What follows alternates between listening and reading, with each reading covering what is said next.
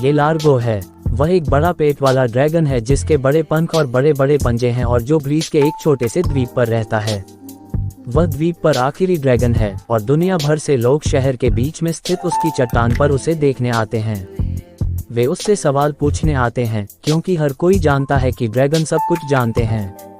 या क्या वे जानते हैं? ये कहानी सामान्य रूप से जो आप देखते हैं उससे थोड़ी अलग तरह से शुरू होती है, लेकिन यहाँ हम चलते हैं। मुझे नहीं पता, लार्गो ने कहा। मुझे खेद है, मैं आपकी मदद नहीं कर सकता, उसके सामने खड़ी महिला से, जिसने अभी अभी उससे एक प्रश्न पूछा था।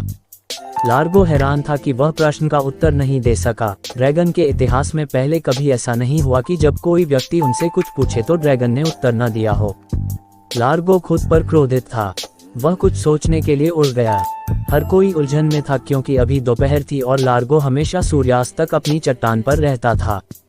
मछुआरे, दर्जी, बेकर, यहाँ तक कि मेयर भी चिंतित दिखे क्योंकि लार्गो ड्रैगन उड़ गया। जब लार्गो अपनी गुफा में घर पहुंचा तो वह उलझन में हौंकते हुए उस पर पैर पटकते हुए चला गया। मैं ये कैसे नहीं जान सकता था, उसने खुद से कहा। मैं और क्या नहीं जानता, कोई भी इसे कैसे जान सकता है। लार्गो अपने बिस्तर पर बैठ गया और खुद से सोचने लगा, मैं क्या कर सकता हूँ। उसने अपनी किताबों की शेल्फ पर देखा और खुद से कहा, मैं सभी किताबें फिर से पढ़ सकता हूँ। हाँ, मैं यही करूँगा। घंटों बीत गए और 200 किताबें पढ़ने के बाद लार्गो अपने तकिए पर वापस लेट गया और कहा, हो गया। निश्चित रूप से अब मैं किसी भी सवाल का जवाब दे सकता हूँ। इसलिए वह खुश और कल के लिए तैयार महसूस करते हुए बिस्तर पर चला गया। अगली सुबह जब उसका अलार्म बजा तो वह बिस्तर से उछल कर उठा, अपने बड़े पेट को खुजलाया और अपने पंख फैलाए। वह सभी ग्रामीणों की केतली की सीटी और फिर उनके दरवाजे बंद होने की आवाज़ सुन सकता था, इसलिए उसे पता था कि काम पर जाने का समय हो गया है। वह शहर की ओर अपनी सामान्य चट्टान पर उड़ गया। जैसे जैसे दिन बीतता गया और सवाल आते रहे, लार्गो खुश था। वह अब तक सभी सवालों के जवाब देने में सक्षम था। लेकिन जैसे ही उसने सोचा, एक महिला उसके पास आई और बोली, नमस्ते, क्या अनानास पिज्जा पर रखा जाना चाहिए? लार्गो ने तुरंत कहा, ठीक है, ये पिज्जा पर रखा जा सकता है, ये किसी भी चीज पर रखा जा सकता है, इसलिए इसका जवाब हाँ ही होगा। तभी एक छोटी लड़की वहां से गुजरी और बोली, युक, पिज्जा पर अनानास बहुत गंदा है। बेंच पर बैठे एक आदमी ने कहा, मुझे अपने पिज्जा पर अनानास पसंद है। और बेकर ने उससे सहमति जताई, लेकिन फिर एक मछुआरे ने कहा, बिल्कुल नहीं। लार्गो ने खुद से सोचा, किताबों में इस बारे में कुछ नहीं कहा गया है। उसी समय शहर की घंटी बजी और इसका मतलब था कि घर जाने का समय हो गया है, इसलिए उसने अलविदा कहा और उड़ गया। जब लार्गो घर पहुंचा तो वह दुखी या क्रोधित नहीं था, वह बस उलझन में था। किताबों में पिज्जा पर अनानास के बारे में कुछ भी नहीं लिखा था। जब लार्गो छोटा ड्रैगन था तो उसे याद आया कि बड़े ड्रैगन कहते थे कि वे कई जगहों पर गए हैं और उन्होंने कई चीजें देखी और सुनी हैं, इसलिए शायद उसे यही करना चाहिए, लार्गो ने सोचा। तो फिर उसने खुद से सोचा, मुझे कहाँ जाना चाहिए? दुनिया इतनी बड़ी है, इंग्लैंड, स्पेन या यहाँ तक कि चीन के बारे में क्या? या शायद फ्रांस या यूक्रेन के बारे में क्या? मुझे तुर्की की आवाज़ पसंद है। ओह, ऐसी बहुत सी जगहें हैं जहां मैं जा सकता हूं। अगली सुबह जब उसका अलार्म बजा तो उसने अपने बड़े पेट को खुजलाया, अपने विशाल पंख फैलाए और अपना बैग उठाया। वह शहर की ओर उड़ गया, सबको हाथ हिलाते हुए, और कहा, मैं बस एक छोटी सी यात्रा पर जा रहा हूँ, मैं जल्द ही वापस आऊंगा। लोगों ने भी हाथ हिलाया और वह उड़ गया, अपने सभी दोस्तों को पीछे छोड़ते हुए। मछुआरे, दर्जन, मेयर और बेकर इंग्लैंड की दिशा में। जब लार्गो समुद्र के ऊपर से उड़ रहा था तो उसने एक विशालकाय क्रूज लाइनर देखा, जिसके डेक पर बहुत से लोग खेल खेल रहे थे और धूप में लेटे हुए थे। लार्गो को याद आया कि उसने एक किताब में पढ़ा था कि इंजन कैसे काम करते हैं, और वह बहुत आश्चर्यचकित हुआ। अपनी यात्रा में थोड़ा आगे बढ़ने पर उसने एक अल्बाट्रॉस देखा। उसे तब याद आया जब बेकर ने उससे पूछा था कि अल्बाट्रॉस के पंखों का फैलाव कितना बड़ा होता है। लार्गो को एक किताब में पढ़ी बात याद आई कि अल्बाट्रॉस लगभग 6 फुट 4 इंच लंबा होता है, यानी लगभग उसके जितना ही लंबा। दूर से लार्गो को इंग्लैंड जैसा कुछ दिखाई दे रहा था। वाह, लार्गो ने लंदन की ओर उड़ते हुए मन ही मन सोचा, इमारतें कितनी ऊंची और चमकदार हैं। वह एक बहुत बड़े आलीशान घर पर उतरा जिसके सामने एक बहुत बड़ी झील थी। उस झील पर बहुत सारे हंस थे और एक बेंच पर एक बुजुर्ग महिला बैठी हुई उन्हें निहार रही थी। लार्गो उड़कर महिला के पास गया और बोला, नमस्ते, मैं उन सवालों के जवाब ढूंढ रहा हूं जो लोग मुझसे पूछ सकते हैं। क्या आप मुझे एक रोचक तथ्य बता सकती हैं? बुजुर्ग महिला मुस्कुराई और बोली, जब मैं छोटी बच्ची थी तो एक बहुत लंबे ड्रैगन ने मुझसे ऐसा ही सवाल पूछा था। उसने हंसों की तरफ सिर झुकाया और कहा, क्या आप जानते हैं कि इंग्लैंड में सभी हंस राजा के हैं? लार्गो मुस्कुराया और कहा, धन्यवाद, और उसने अपने पंख फैलाए और उड़ गया। जब वह स्पेन के रास्ते पर समुद्र पार कर रहा था, लार्गो ने सोचा, कल्पना कीजिए कि एक आदमी के पास सभी हंस हैं। स्पेन इंग्लैंड से बहुत दूर नहीं था और जैसे ही लार्गो समुद्र पार कर रहा था, उसने एक चट्टान पर लेटी हुई सील देखी।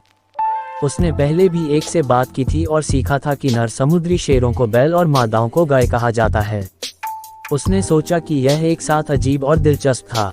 जैसे जैसे वह स्पेन के करीब पहुंचा, उसे एक लाइट हाउस दिखाई दिया। उसने सोचा कि यह उतरने के लिए किसी भी जगह से बेहतर जगह होगी। जैसे ही वह नीचे उतरा, उसे एक छोटी लड़की दिखाई दी। उसने कहा, तुम एक ड्रैगन हो? हाँ। उसने उसे देखकर मुस्कुराया। उसने कहा, क्या तुम जानते हो कि इसे टोरे डे हरक्यूलिस कहा जाता है? ये स्पेन का सबसे पुराना लाइट हाउस है। कितना दिलचस्प है, लार्गो ने खुद से कहा, और फिर उसने सोचा, अब आगे कहाँ जाना है? फ्रांस एक अच्छा विचार है, लार्गो ने सोचा। फ्रांस में बहुत सारी दिलचस्प चीजें हैं, जैसे लॉवर, दुनिया का सबसे प्रसिद्ध कला संग्रहालय, और क्रोइसेंट। कौन उनमें से किसी को पसंद नहीं करता? लार्गो उड़ता रहा। जैसे जैसे वह फ्रांस के पास पहुंचा, उसे एक बड़ा नुकीला टॉवर दिखाई दिया। यह ईफिल टॉवर होना चाहिए, उसने सोचा, और यह उतरने के लिए एक अच्छी जगह लग रही थी। जैसे ही लार्गो उतरा, उसने अपनी खिड़की से एक महिला को देखा।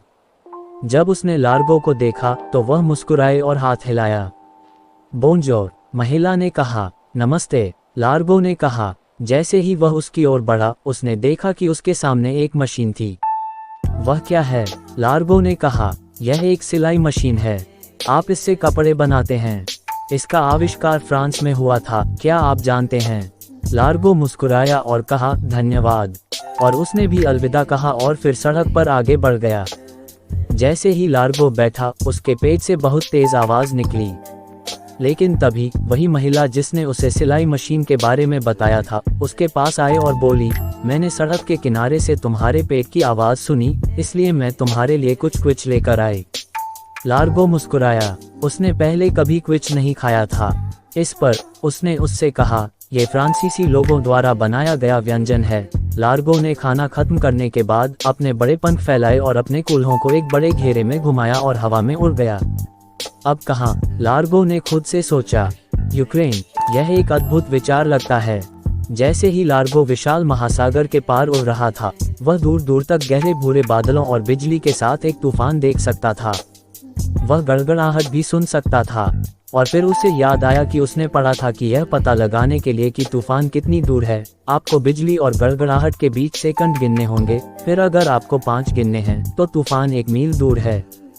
जैसे ही लार्गो सभी अलग अलग देशों के ऊपर से उड़कर यूक्रेन पहुंचा, उसने नीचे की ओर सरकना शुरू कर दिया। लेकिन जैसे ही वह नीचे उतरा, वह जंगल में टेढ़े मेढ़े रास्ते से गुजरा और उसका विशाल पंख एक पेड़ से टकरा गया। वह एक जोरदार धमाके के साथ जमीन पर लुढ़क गया। आउच! उसने दहाड़ लगाई। सौभाग्य से लार्गो के लिए एक आदमी ट्रक चला रहा था जिसने उसे दुर्घटनाग्रस्त होते देखा। वह उसे देखने के लिए दौड़ा। जैसे ही वह आदमी दोस्ताना दिखने वाले ड्रैगन के पास पहुंचा, उसने पुकारा, क्या तुम ठीक हो मेरे दोस्त? लार्गो ने अपना पंख पकड़ा और कहा, मुझे लगता है कि यह टूट गया है। इस पर उस आदमी ने कहा, मेरे साथ आओ, मैं तुम्हें अस्पताल ले जाऊंगा। जैसे ही वे अस्पताल के पास पहुंचे, उस आदमी ने लार्गो से कहा, वे तुम्हारे पंख का एक्सरे दे सकते हैं। क्या तुम्हें पता है कि एक्सरे मशीन का आविष्कार यही यूक्रेन में हुआ था? वाह! लार्गो ने कहा, यह बहुत दिलचस्प है। दुख की बात है कि लार्गो ने अपना पंख तोड़ दिया, लेकिन वह कुछ प्यारी नर्सों और बहुत ही चतुर डॉक्टरों से मिला, जिन्होंने उसे बहुत सी ऐसी बातें बताईं जो उसे नहीं पता थीं। डॉक्टर ने उसे बताया कि वह 4 से 6 हफ्तों तक उड़ नहीं पाएगा। लार्गो को नहीं पता था कि क्या करना चाहिए। वह यूक्रेन में इतने लंबे समय तक नहीं रह सकता था। उसे अपना घर, अपनी गुफा, अपनी चट्टान और अपने लोगों की याद आती थी। फिर लार्गो के मन में एक विचार आया, जब मैं यहाँ आ रहा था तो मैंने एक बहुत बड़ा क्रूज लाइनर देखा था जो मेरे द्वीप की ओर जा रहा था।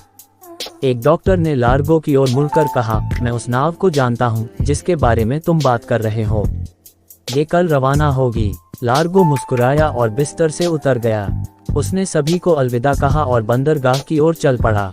डॉक्टर गलत नहीं था, वहाँ एक बहुत बड़ा क्रूज लाइनर था जिस पर बहुत से लोग सवार थे। वे सभी लार्गो की ओर हाथ हिला रहे थे। एक छोटी लड़की ने उससे कहा, फिर से नमस्ते। अरे नहीं, तुम्हारे पंख को क्या हुआ? लार्गो मुस्कुराया और बोला, मैं एक पेड़ से टकरा गया था, लेकिन अब सब ठीक है, मेरा एक्स-रे हो गया है। छोटी लड़की ने कहा, एक्स-रे? वह क्या है? लार्गो ने जहाज पर चढ़ते ही लड़की को समझाया और उसे खुशी हुई कि वह इस साहसिक यात्रा पर गया था। जहाज की सवारी अच्छी रही। उसने बहुत सारे स्वादिष्ट और दिलचस्प भोजन खाए और दुनिया भर के लोगों से मिला। उसने बहुत सारी मज़ेदार और दिलचस्प चीज़ों के बारे में बातचीत की, लेकिन पूरे समय उसे अपना घर और अपनी गुफा याद आ रही थी। जैसे ही विशाल क्रूज़र लाइनर उसके छोटे से द्वीप के पास पहुंचा, उसने सभी यात्रियों और कप्तान को अलविदा कहा और घाट पर नीचे की ओर लखड़ाता हुआ चला गया। उसका स्वागत एक विशाल साइन बोर्ड द्वारा किया गया, जिस पर लिखा था, घर में आपका स्वागत है लार्गो। चमकीले रंग के हाथ से पेंट किए गए अक्षरों में। हर कोई वहां था, मेयर, बेकर, सीमस्ट्रेस और मछुआरा। यहाँ तक कि कुछ बच्चे भी जो उसे देखने के लिए बहुत उत्साहित लग रहे थे। मेयर ने कहा, मछुआरे ने कहा कि उसने रेडियो पर सुना था कि क्रूज लाइनर एक ड्रैगन को घर ला रहा था। एक ड्रैगन जिसका पेट बड़ा था, बड़े पंख और बड़े बड़े पैर थे, जो बहुत सारे सवाल पूछ रहा था। हमें पता था कि वह आप ही होंगे। और ड्रैगन अपने द्वीप पर खुशी खुशी रहने लगा और उसके पास साझा करने के लिए और भी कई जवाब थे।